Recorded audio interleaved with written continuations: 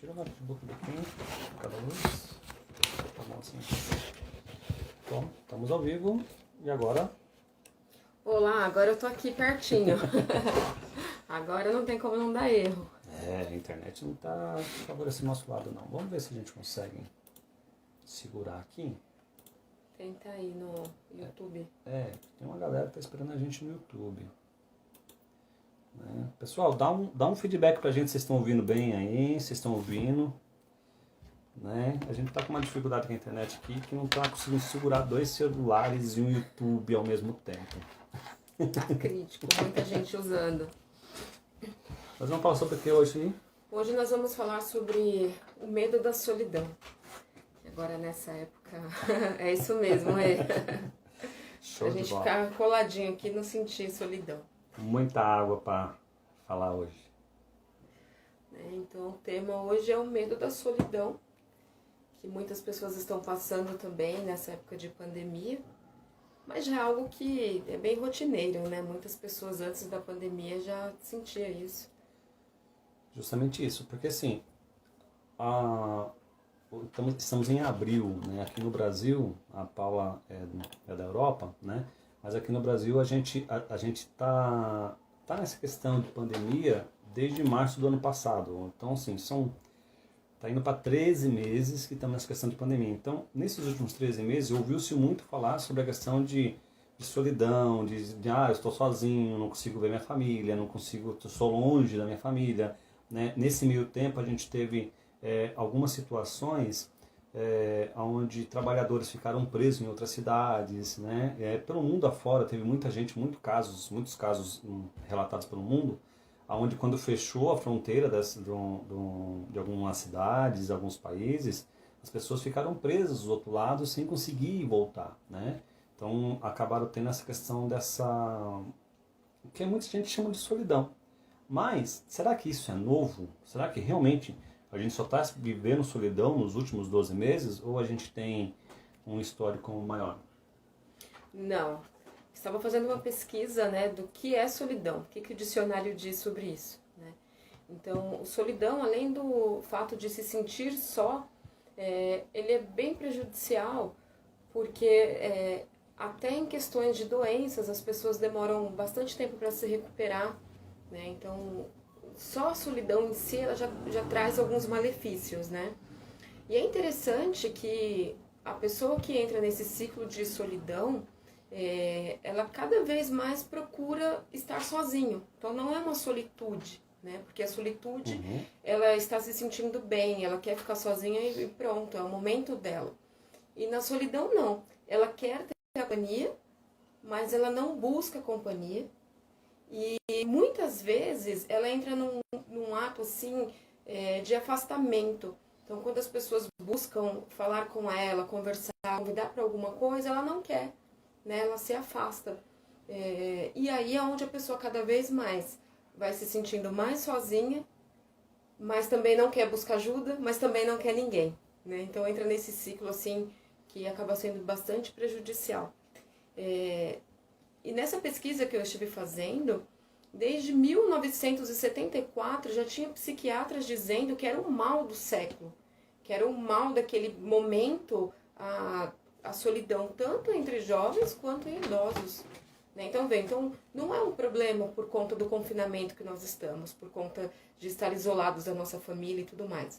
Já é algo que vem acontecendo há muito tempo.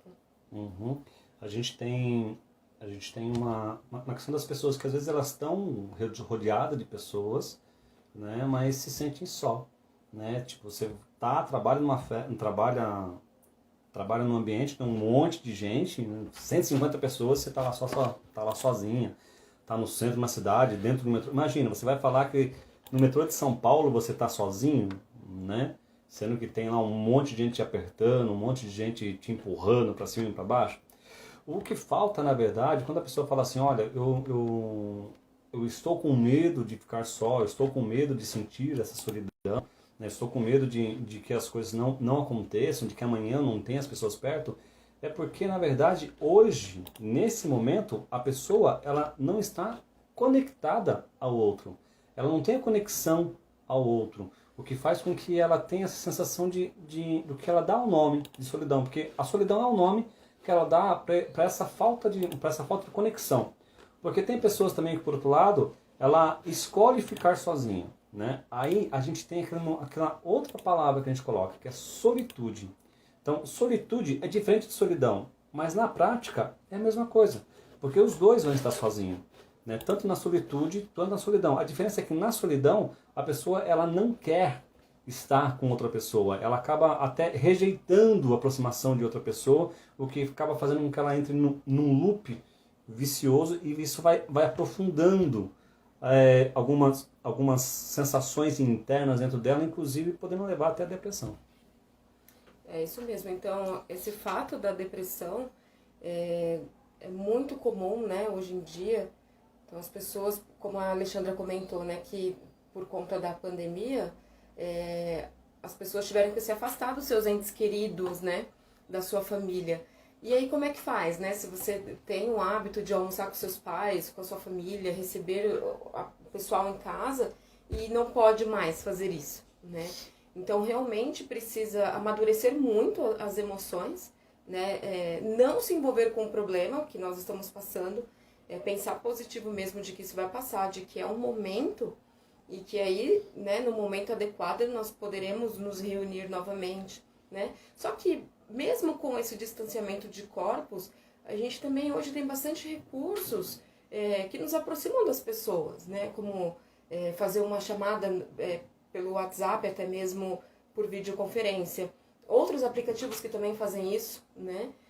Então isso não faz com que nós nos sentimos tão sozinhos assim, né?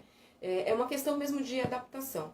Escrever cartas, hoje a gente vê muitas pessoas de ciclos religiosos que escrevem cartas, que deixam mensagens positivas no portão. Então, tudo isso é muito interessante, porque leva uma mensagem positiva para as pessoas, né? E você pode escrever as suas próprias cartas, como antigamente, que não tinha internet, né? Mandar para outros estados aí, uma vez por semana no correio, né? Ou com alguém que está com mais frequência na rua, que possa fazer isso. A questão da carta, pelo menos aqui no Brasil, você não precisa nem ir no correio para poder postar uma carta. Você faz um cadastro lá no site do correio, né, e você consegue digitalizar a sua carta. Não precisa ser necessariamente um papel. Eu não vou no correio para você passar 2, 3 horas. Realmente, o correio tem sido um serviço bem ruim aqui, né? Mas você não precisa, né? E outra, se for o caso, você compra selo e tem aquelas caixinhas que você coloca. Basta você colocar lá 1 ou 2 selos suficiente, não precisa pegar da fila para poder postar essa carta, né? E o que faz com que faz falta hoje, na verdade, é essa conexão verdadeira com as pessoas que a gente tem ao nosso redor, né? Será que a gente realmente está conectado, né? Antes da pandemia, vamos voltar 2 anos antes, né? 2 anos atrás, em 2018, 2019, né? Você estava preocupado realmente lá atrás com solidão, nesse caso? Né? Será que isso tinha alguma situação que fazia você pensar, nossa, eu não vou ver minha mãe hoje? Será que você estava com outros problemas, com outras questões, com outras urgências que fazia com que você, de repente, lembrasse da sua mãe? Né? Então, a vida vai acontecendo de uma forma tão rápida, tão enérgica, que a gente acaba não percebendo. A gente só nota que não tem algo quando a gente acaba perdendo. Hoje a gente tem, né, quem está seguindo a quarentena da forma real que precisa ser, ela está há 1 ano sem ver a mãe. Mas nem todo mundo está fazendo isso, né?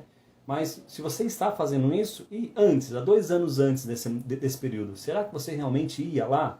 Você fala, mas ela mora longe. Então, não mudou muita coisa o cenário, se você for parar para pensar. O cenário que você está vivendo hoje é o mesmo cenário que você vivia antes. A diferença é que hoje algumas cidades literalmente fecharam as fronteiras. Aqui no estado de São Paulo, aqui pertinho aqui na descida na Baixada para Santos, né, nesses feriados que teve, foi feita uma vigilância sanitária. Isso, uma barreira sanitária, onde só entrava na cidade carro da cidade. Carros visitantes batiam lá e voltavam, nem na cidade entravam. Né? Então, e aí? O que acontece conosco nesse nosso dia a dia com relação, como a gente consegue lidar com essa parte da solidão em si?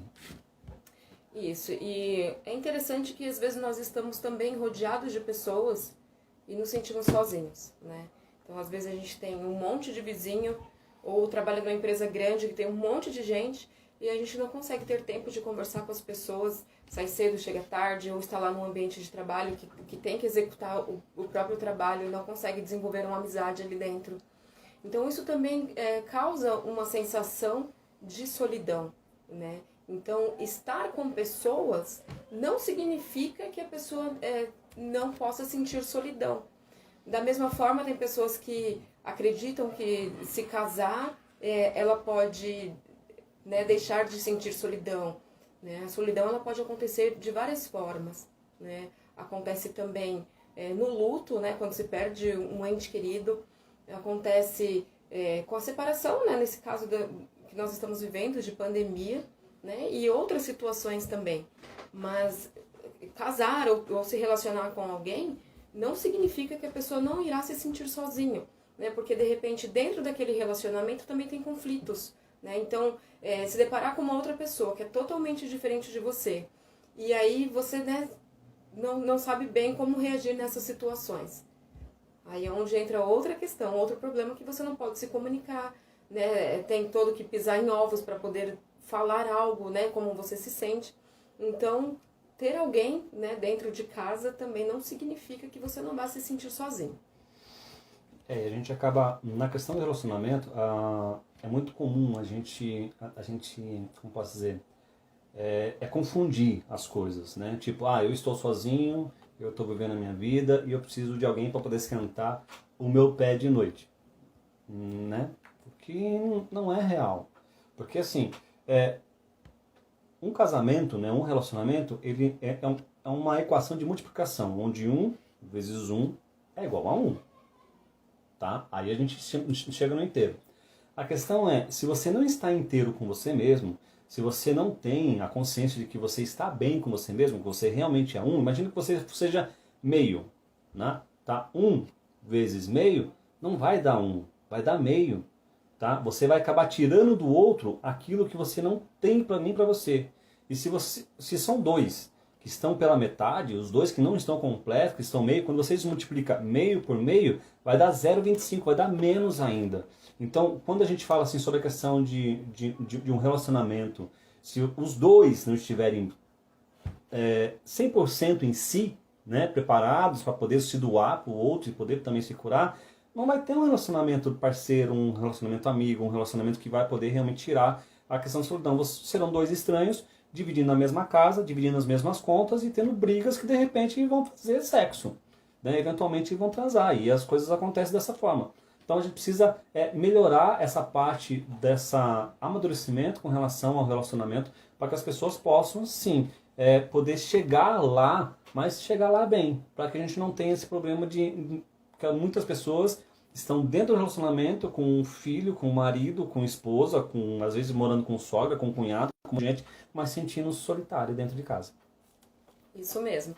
Então nós falamos sobre a questão do luto, né, de perder alguém, a questão do distanciamento, né, de ambientes, que é o que nós estamos vivendo, a questão de estar dentro de um relacionamento e também se sentir sozinho, que às vezes é melhor estar calado e ter paz, né, e se sentir sozinho do que enfrentar a realidade que existe. Mas também a solidão ela acontece em questões de separação, né, em questão de divórcio, que aí a pessoa de repente resumiu tanto a vida dela na vida do outro que ela não sabe mais o que vai fazer, né? Então você divide a mesma casa, a mesma cama, a mesma conta bancária e aí chega um dia que tudo acaba e agora, né? Como que vai lidar com tudo isso? E fora estar dentro de um relacionamento com o divórcio, com a separação, além de passar por isso que é desafiador em qualquer situação, seja o pior relacionamento, né? Sempre existe aí os processos que cada um tem que viver e se reconhecer dentro disso, do que fica. Existe também os filhos, né? Que também com a separação eles sofrem também, né? De estar ali sem os pais ou de não ter o contato com quem ele está convivendo mais agora, né? Seja com a mãe ou com o pai, e um monte de, né, pensamentos amebas que vêm e acabam controlando ali neste momento de de divórcio entre os pais. Outra situação que acontece bastante, na juventude também, é na mudança, né, de fases, seja da fase criança para a adolescência, seja da adolescência para a fase adulta. Então, isso causa muita mudança cerebral, né? Então, existe também aí os processos de afastamento, de não entender o que está acontecendo com a mente, com o corpo, né? É uma modificação mesmo de químicas cerebrais e hormônios que acontecem ao mesmo tempo. Então, isso também pode causar uma sensação, né? Ou realmente existir a solidão neste processo. Uhum. E a gente acaba trazendo, né, para o nosso dia a dia uma situação que a gente consegue lidar. Né? É possível a gente ter uma melhor qualidade de vida quando a gente olha para isso que a gente está dando nome. Algumas pessoas estão dando nome de solidão, mas na verdade isso sempre existiu. Vamos voltar algumas famílias. Talvez não seja o caso de você que está aqui vendo esse vídeo gravado, ou está aqui com a gente ao vivo, né? Mas observa, tá? Onde estão os idosos do nosso país? Né? Onde estão nossos avós, as nossas avó, bisavó? Onde elas estão? Né? Você fala assim, ó, quem tem sorte, quem tem uma condição financeira melhor, consegue chegar lá e tá numa casa de asilo, numa casa de como não é casa de asilo, é asilo que eu tô chamando, né? Inclusive eu fui casa de repouso, né? Isso, a casa de repouso. Eu tive a oportunidade de visitar um asilo lá em Sorocaba, e é triste a questão, né? Porque imagina, né? Um lugar onde todos lá têm mais de 70 anos, e aonde a família chegou, deixou lá e nunca mais voltou para ver, nunca mais voltou para poder olhar, né? E ele só tem eles ali. E como que fica essa questão, né? Essa conexão com o filho? Você fala, mas o filho não tem coração, eu nunca vou fazer isso com a minha avó, eu nunca vou fazer isso com a minha mãe, né? E aí entra toda aquela questão de que cada pessoa ela acaba reagindo de uma forma para essa questão. Mas isso, né, que aconteceu, não foi por causa da pandemia, já tinha antes, né? Inclusive quando eu fui nesse asilo, isso já tem mais de 15 anos que isso aconteceu, o asilo continua até hoje, né? Então você vê como quando eu falo nós, é nós, humanidade, tá? Nós temos por hábito abandonar as pessoas que estão ao nosso redor. A gente acaba sendo egoísta, muitas pessoas acabam sendo egoístas e ficando, não, eu sou eu, é eu comigo, quem quiser me acompanha, quem não quiser vai ficar para trás, e as pessoas acabam deixando para trás os seus velhinhos, os seus doentes, né? Imagina, quem fica doente, a pessoa acaba esquecendo e segue a vida dela. E aí, o que a gente vai fazer? Ela está errada? Ela está certa? Não existe certo e errado, tudo é muito relativo nessa questão. De eu dizer, quem sou eu para dizer que você está certo ou errado de tomar uma decisão ou outra? Nós estamos aqui refletindo sobre um assunto, sobre uma questão que deu lá no grupo lá sobre estratégias para a coragem, onde as pessoas vêm falando sobre muitas coisas, e uma delas é a questão da solidão. Mas aqui nós estamos conversando e falando que isso sempre existiu, né? Mas não é porque sempre existiu que a gente sempre vai continuar existindo. A gente consegue lidar com isso e trazer isso de uma forma que a gente consegue amadurecer. E aqui a gente tem um divisor de água, onde a gente vai trazer essa dor, vamos poder trazer essa dor com a gente, tratar ela como nosso bichinho de estimação, ou a gente pode aprender com ela e sair desse momento mais amadurecido. Isso é bem interessante também, porque hoje nós temos a tecnologia, né, a nosso favor, e nós podemos buscar encontrar outras pessoas, né, seja até mesmo de outros países, como no caso da Lê, que está tão distante e está tão perto, né, que ela está sempre presente aqui nas lives, nos grupos, até né, de modo privado também, então ela está sempre presente. Então isso gera uma conexão, né, de que a distância física, ela não precisa ser uma distância emocional, né? Algumas pessoas também procuram grupos religiosos, né? Então, independente de crenças, né, ter um grupo onde a gente vive como sociedade, até mesmo isso é muito importante na questão de congregar, né, que as pessoas estão ali num prol maior, seja independente de qualquer religião, elas fazem um papel, tem os compromissos ali semanais, né, e diários talvez, mas também existem outros grupos de apoio, né, então tem grupos para tudo, né, tem o grupo dos idosos, onde as velhinhas vão lá e vão tricotar, não sei o que elas fazem lá, mas eu acredito, né, que elas vão dançar, não sei. Hoje não pode fazer isso, né, não pode ter esse contato. Aqui em São Paulo tem um parque, que é o Parque da Água Branca. Então lá dentro do parque é uma delícia, mas tem uma parte lá isolada que é um encontro dos velhinhos, né? Eu acho que eles estão sofrendo muito, porque as velhinhas iam todas chiquetosas para lá e encontravam com os senhorzinhos que paravam no meio da praça e tocavam violão, né? Então, assim, eles devem estar sentindo muita falta disso, né? Mas também podem ser que estão costurando em casa e postando no WhatsApp os trabalhos que eles fazem, né, de uma forma online, porque eu acredito que eles também estão atualizados com a tecnologia. Às vezes a gente acha que não mexe, né, na internet, mas estão aí super adaptados também. E outras formas da gente não se sentir tão sozinhos, a gente sempre buscar por amigos, né? Não só os amigos virtuais, mas os nossos amigos mesmos, íntimos. Porque quando a gente entra nesse processo de solidão, como eu já disse, a gente entra nessa questão de afastar. E talvez os nossos amigos estão lá, batendo na nossa porta, né, de forma simbólica, te chamando, né, olha, vem ver a minha live, ou vamos conversar sobre algo, entende? E aí você tá tão preso nas suas emoções, dentro da sua dor, que você não enxerga o que o outro tá te estendendo a mão, te oferecendo. E aí, automaticamente, você vai afastando. E chega um dia que a pessoa, eu nem vou, né? A pessoa me tratou ríspida, ou sei lá, né? Porque a gente quer receber algo, né? Quer que os outros entendam que a gente precisa de algo, mas a gente não fala, né? Então, eu quero atenção, mas eu não falo que eu quero atenção. Eu falo que eu não quero, não vou te atender, entende? Hoje não dá, tô cansadão, né? Então, é importante que a gente se abra também para as ideias dos outros, né?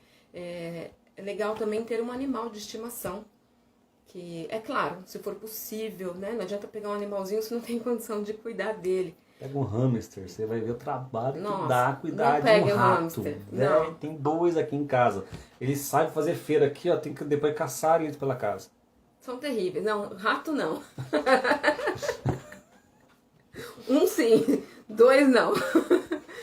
Então, assim, os cachorrinhos, né, que são sempre muito alegres, né, os gatos também, que são super manhosos e preguiçosos, né, então cada um tem a sua energia também, que nos faz nos conectar com eles de alguma forma.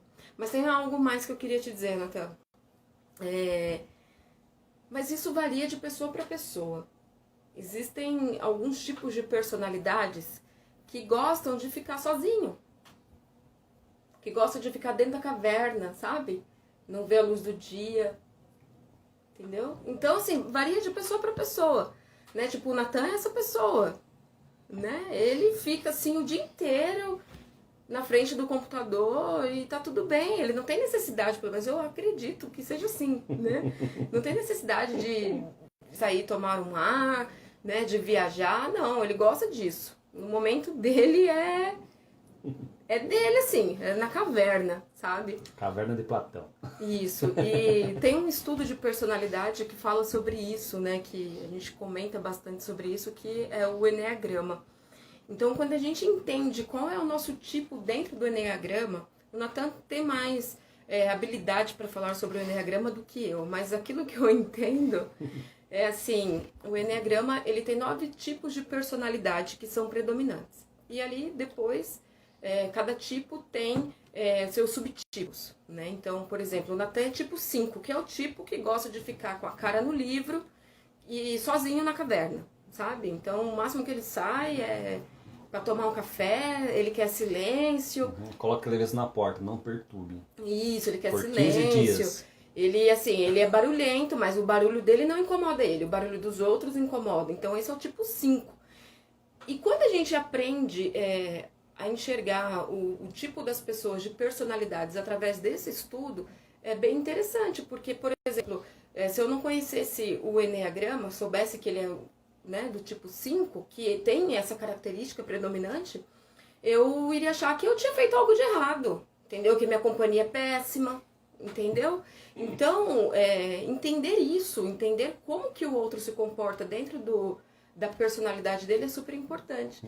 Porque às vezes a gente tem até alguém dentro de casa que também é assim, um eremita, né? Que fica lá, né? Um monge tibetâneo, e você acha que você é o culpado de tudo, e não é, né? É só a característica da pessoa. Na questão do Eneagrama, por exemplo, a Val é tipo 2. A Val, ela gosta de contatos, ela gosta de estar no meio da galera, conversar, bater papo, sentar na roda ali, entendeu? Ficar, sabe? Coisas fofinhas, assim, né? Os gatos se lascam na mão da Valdirene. Ela pega os gatos da rua, cara. Ela pega os gatos e amassa todos os gatos. Mas é o tipo 2, assim. O tipo 3 também gosta de estar no meio da galera. O tipo 1 é um pouco mais reservado, mas ele também tá lá no meio. Diferente do tipo 5, que é o meu caso. O tipo 5 ele é mais reservado. Então, assim, você vai falar pra mim, Natan, você tá com depressão. E como já falaram, eu já tive momentos na minha vida onde eu passava do tempo. Trabalho, faculdade, casa, trabalho, faculdade, casa, trabalho, faculdade, casa. Fiquei assim mais de 6 meses da minha vida. E tudo bem, pra mim eu estava ótimo, mas as pessoas olhavam pra mim e falavam, nossa, o Natan tá com depressão. Natan precisa ir no médico. Mas eu estava muito bem, eu só estava focado, porque eu tinha meus problemas no trabalho, resolvia no trabalho. As coisas da faculdade, resolvia da faculdade. Em casa, eu estava lá no meu mundo. Né? Eu entrei numa fase onde eu hibernava. E tá ótimo, não tinha ninguém na minha vida e as coisas rolavam dessa forma. Mas você sentia solidão por conta disso? Negativo, muito pelo contrário. Eu estava muito bem comigo mesmo.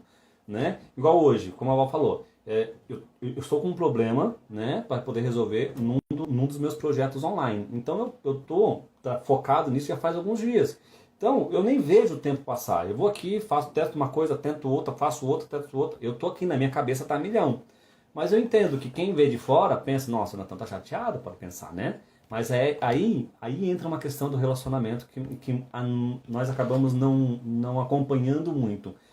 Nós temos uma mania de tentar ler mentes. Cara, se você tentar ler a mente de alguém, por mais que você conheça a pessoa, vai dar merda. Vai dar merda. Porque você vai passar assim, ó.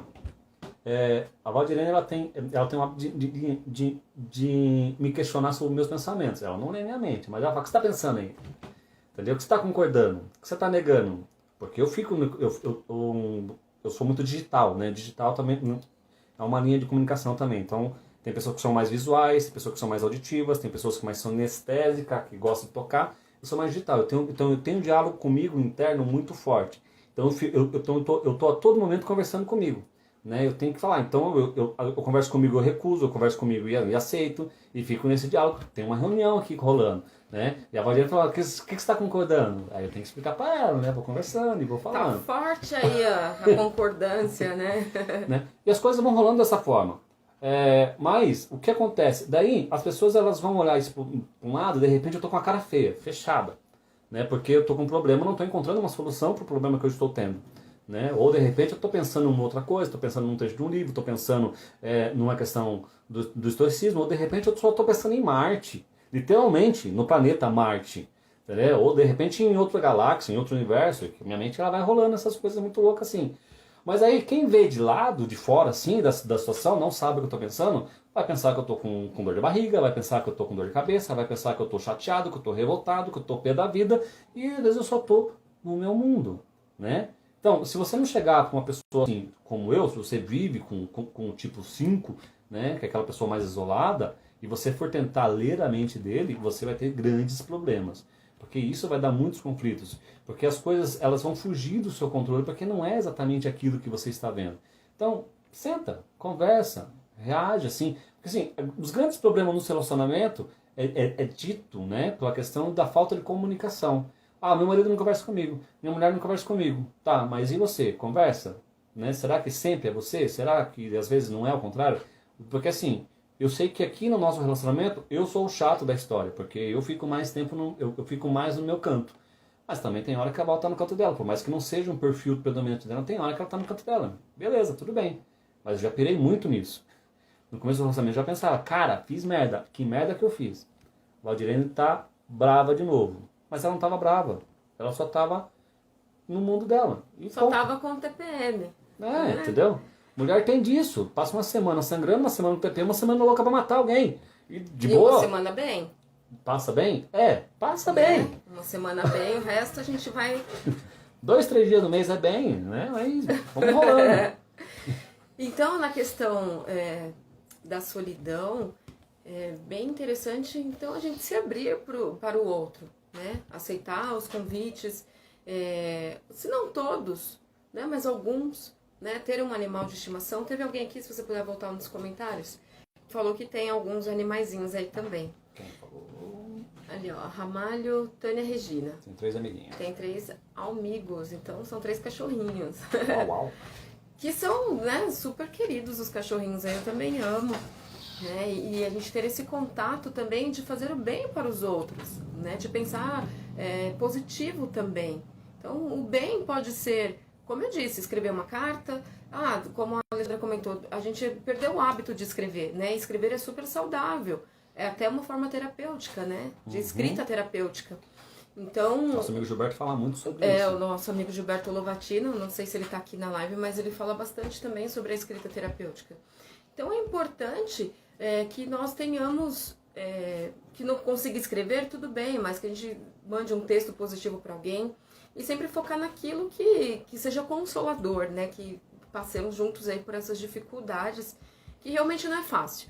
Né? Eu sinto muita falta de sair, de viajar também, de ter contato com pessoas, também gosto, né, de estar na aglomeração ali, no barulho, né? Então eu gosto de ter esse contato próximo, mas agora não é o momento. Mas o que eu faço? Eu não me misturo com esse problema, porque se eu pensar quanto tempo que eu tô dentro de casa, o que eu não tenho feito, né, que já passou um ano e eu tô aqui, né, a vida passando...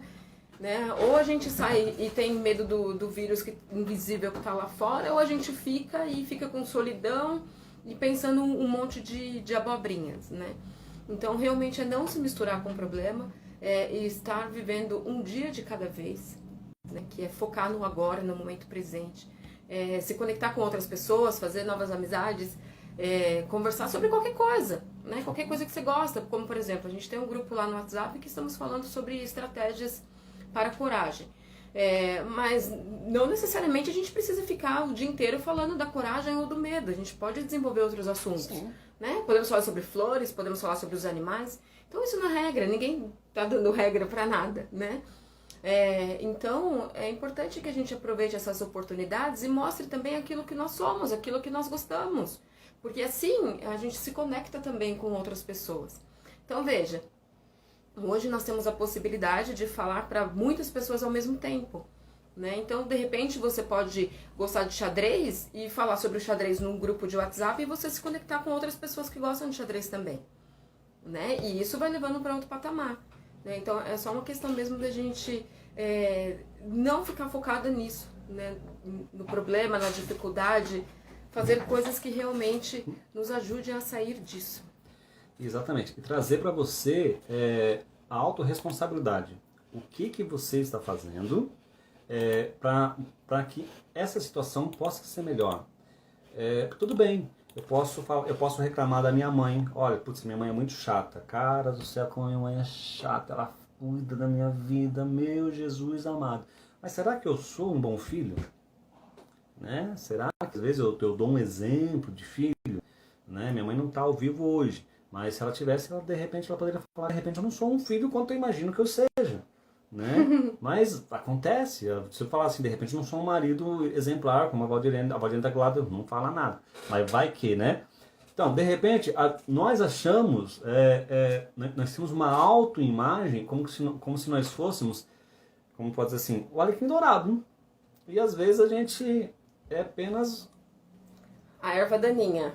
Então, né? Mas cada um precisa olhar para si e perceber. Porque assim, os nossos comportamentos, através dos nossos comportamentos, nós podemos atrair pessoas, como também podemos afastar as pessoas. Tá? As pessoas, tipo, como a Val falou aqui, a pessoa ela precisa de uma atenção, ela está com um problema e a gente vai lá e oferece ajuda. Olha, vamos lá, como você está? Tá tudo bem? Beleza? Vamos conversar? Não quero, estou bem. Não, tá bom. Cara, você vai, você tenta. A pessoa só rasga, só vai embora. Não quero. Parecendo uma lagartixa ensaboada, lisa, né? Um bagre ensaboado. Nunca vi isso. Não, eu também não. Primeira vez que eu falo. Sai lagartixa, entra o bagre ensaboado, né? E a pessoa vai indo embora, vai fugindo assim dessas coisas. E aí, o que acontece com quem está tentando? Cansa. Chega uma hora e fala, olha, cada um com seus problemas, então.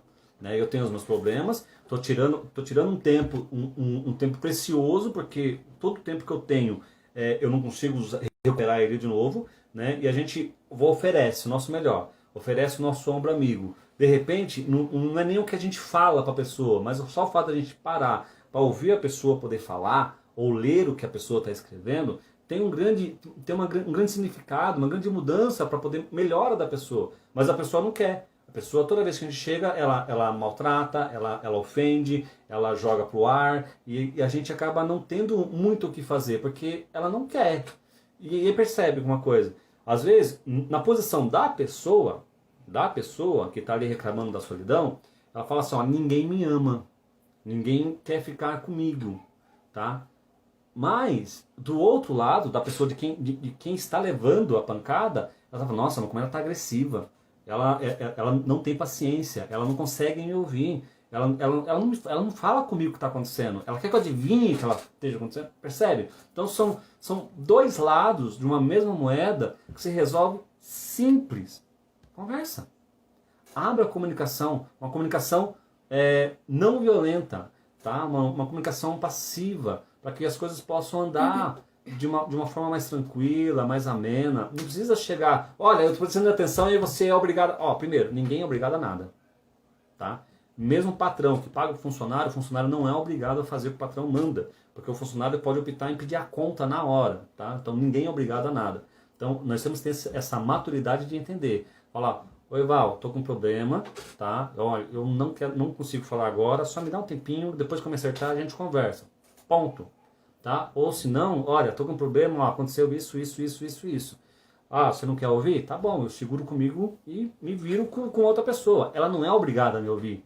Ah, mas ela é tua esposa, se ela não te ouvir, quem vai te ouvir? Eu me ouço, entendeu? A questão é justamente essa. Não é porque eu sou casado com alguém que eu sou obrigado a fazer tudo por ela, e nem ela por mim. Tá? Lembra que eu falei no começo da live? Tá? Somos duas pessoas inteiras, tá? Dentro do relacionamento. Então, as duas pessoas precisam se manter de pé.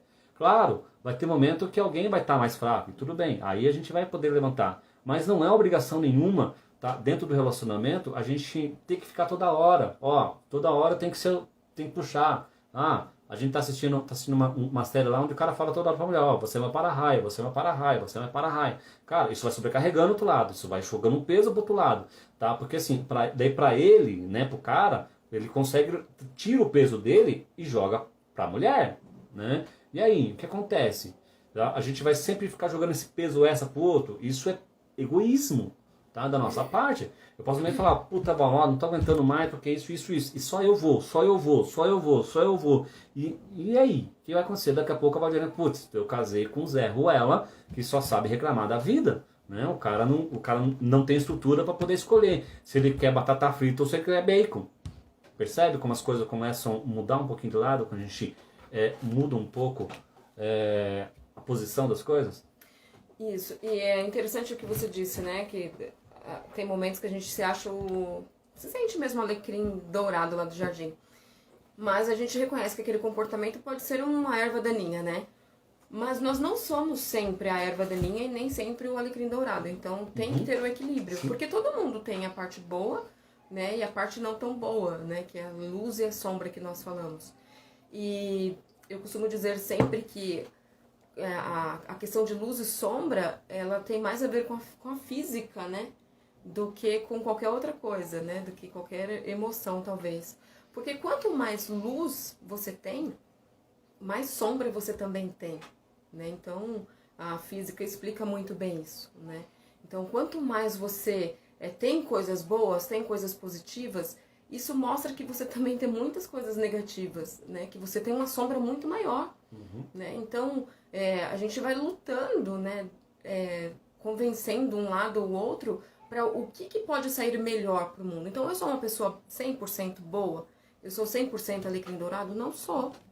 Não sou. Tem momentos que eu falho, tem momentos que eu me estresso, tem momentos que eu largo tudo, eu não quero saber de nada, é só eu com eu mesma e pronto.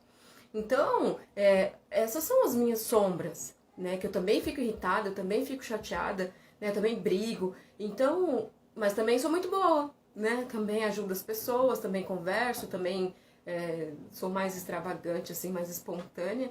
Mas também a minha sombra é difícil de lidar. Então a gente precisa reconhecer em que momento que aparece essa sombra, né? E como que a gente pode lidar melhor com ela. Porque eles aparecem, tanto o lado bom, né? Quanto o lado ruim. Né? Vamos finalizar? Vamos. Antes disso, a Marceliane falou que ela gostaria de saber qual é o tipo dela e o tipo do marido dela.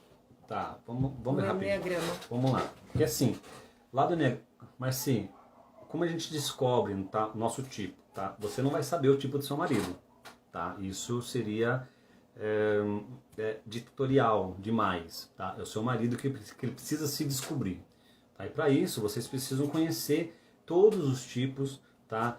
Quais são as origens, tem os tipos racionais, tem os tipos emocionais, tem os tipos físicos, tá? Depois, dentro disso, tem o subtipo, tem aquelas pessoas que elas vão olhar mais para ela, tá? Tem aquelas pessoas que vão olhar sempre para o outro, para o parceiro, às vezes não é para um casal, às vezes é para um amigo, tá? Mas é sempre, no máximo, uma pessoa. Também tem aquelas pessoas que vai olhar para o coletivo, ela vai esquecer dela e vai olhar sempre para o coletivo, tá? Dentro dessa questão. E depois a gente tem os níveis de consciência que vai oscilando, tá? Desde 9, que são mais baixos, 9, 8 e 7, onde as pessoas elas têm ali umas patologias onde elas não conseguem ser sozinhas, elas não percebem que o mundo que elas estão passando pelo mundo, tá? E quando elas chegam nos níveis mais naturais, que são 6, 5 e 4, onde elas conseguem perceber, ufa, nossa, aquele fulano só reclama da vida, aquele fulano não consegue, sabe, ela consegue olhar, ela consegue ver que o outro tá, às vezes, no nível mais baixo. Também tem os níveis saudáveis, que são os níveis 3, 2 e 1, que é onde a pessoa tem uma iluminação, né, da mente, onde ela consegue perceber, nossa, eu consigo fazer tanta coisa, entendeu? Nossa, eu consigo viver, eu não preciso ficar bravo com meu marido porque ele deixou a cueca molhada na cama. Às vezes acontece. Menos. Você não chegou no nível 2 ainda. Então, mas percebe, então tem todos esses níveis, e isso tem todo um conjunto, tem todo um curso, inclusive, né, ou atendimentos terapêuticos que a gente consegue fazer esse trabalho, mas cada um descobre o seu próprio tipo, tá? Não é você fazendo, eu vou fazer, então eu conheço todos, eu vou dizer, meu marido é tal. A gente pode até reconhecer e identificar, né? A gente pode até conhecer todos os tipos. É assim que nós fazemos a análise do Enneagrama, né? Então, como o Nathan falou, nós conhecemos passamos por todos os tipos, os 9 tipos. E ali a gente, eu me identifico com este tipo, né? E nós podemos olhar o outro e também reconhecer ele com o mesmo tipo ou diferente do nosso. Mas é a própria pessoa que se avalia. Então, eu não posso dizer, sabe, é uma regra do Enneagrama. Eu não posso dizer, você é tipo 5, agarra que é seu. Né? Não, ele olha e fala, não, eu sou, né, eu me reconheço neste personagem aqui, que é uma característica de cada um. E no começo do Enneagrama, é normal você pegar assim, nossa, eu tô em dúvida entre o tipo 4, que é aquele cara que é o mais romântico, que dá o significado para tudo, nossa, eu vou tomar esse copo d'água porque ele veio de uma fonte toda secreta, tá? Ou é o tipo 1 que vai tomar, nossa, essa água tá perfeita, ultra gelada, você tem que pegar. Ou de repente o tipo 3, essa é a melhor água que todas. Eu peguei do Rio Tietê, mas a sua é do Rio Sorocaba, aí de Sorocaba. Sorocaba é mais poluído que o Rio Tietê. Entende? São perfis diferentes dentro do mesmo cenário.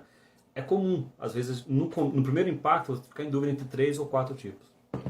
É isso aí. A gente vai falando mais então sobre enneagramas e outras coisas mais. Fechou? Gente, vamos finalizar por aqui, tá? Essa live vai ficar salva por alguns dias também. Eu acho que rodou no YouTube, não sei, vou ver depois, tá? Mas lá no grupo do... Qual é o nome do grupo? Estratégias para a Coragem, tá? Quer entrar lá? Dá um toque aí no direct, a gente manda o link pra você rapidinho, cola com a gente, vamos trocar ideia. Valeu? Abraço, gente. Beijo, tchau.